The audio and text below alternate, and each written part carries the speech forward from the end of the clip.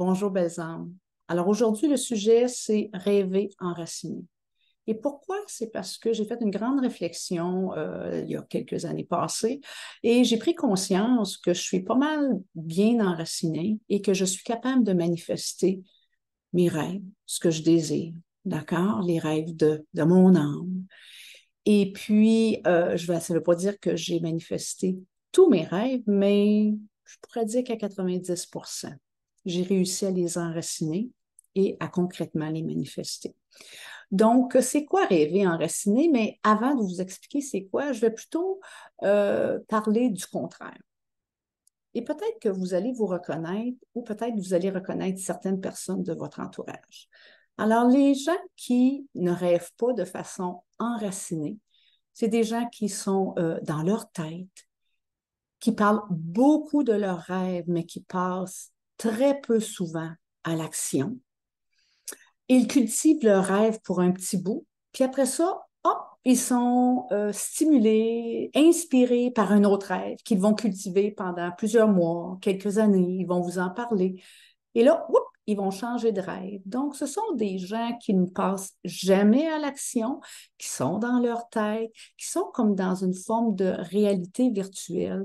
Et probablement, c'est des mécanismes de fuite, de défense. Ça leur permet de s'éloigner de leur souffrance. Donc, quelles que soient les raisons qu'il y a derrière ça, les gens qui sont beaucoup dans leur tête, sans passer à l'action et qui continuent, ce sont des rêveurs, bien naturellement, ils ne peuvent pas concrètement finaliser leurs rêves ou les manifester.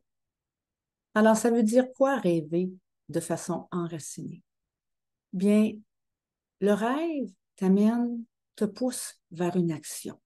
Des fois, c'est des petites actions, mais rêver enraciné, c'est que ça te pousse vers une action et je vais vous expliquer pourquoi. Dans le septième chakra, qui est notre chakra coronal, on reçoit une inspiration, une idée divine, OK, qui nous amène à rêver. Cependant, il faut le faire descendre, ce rêve-là. Cette inspiration-là, il faut la faire descendre pour l'amener dans le premier chakra, pour amener cette inspiration, cette idée, ce rêve dans la matière. Mais chemin faisant, on va peut-être rencontrer des petits blocages dans d'autres chakras. Et c'est un beau voyage qu'on fait. Parce que le fait de laisser descendre cette inspiration, ce rêve, nous permet également de partir en voyage à l'intérieur de nous, de transcender des souffrances, de rencontrer certains blocages et d'amener de la lumière et whoop, là, le rêve commence à devenir de plus en plus concret. Mais encore là, il y a toujours des petites actions qui nous amènent à se rapprocher de plus en plus de notre rêve.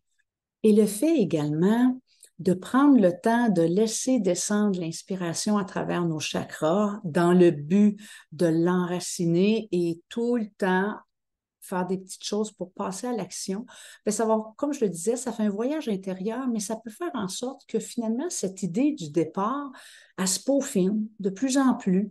Et puis, à la fin, ça peut peut-être devenir d'autres choses, mais ça ne fait rien. L'inspiration vous a amené à faire un voyage intérieur et à contacter en vous ce qui pourrait bloquer ce rêve-là, ce qui pourrait bloquer sa manifestation concrète dans la matière. Alors, mes conseils pour les rêveurs qui veulent enraciner leurs rêves. N'ayez pas peur de rêver. N'attendez pas que votre vie soit parfaite pour passer à l'action. Et demandez-vous quels gestes vous pouvez faire régulièrement pour concrétiser tout doucement ce rêve, pour que ce rêve, finalement, s'approche de vous. Alors, je vous donne un exemple très, très, très personnel. J'étais physiothérapeute à l'époque, à un hôpital.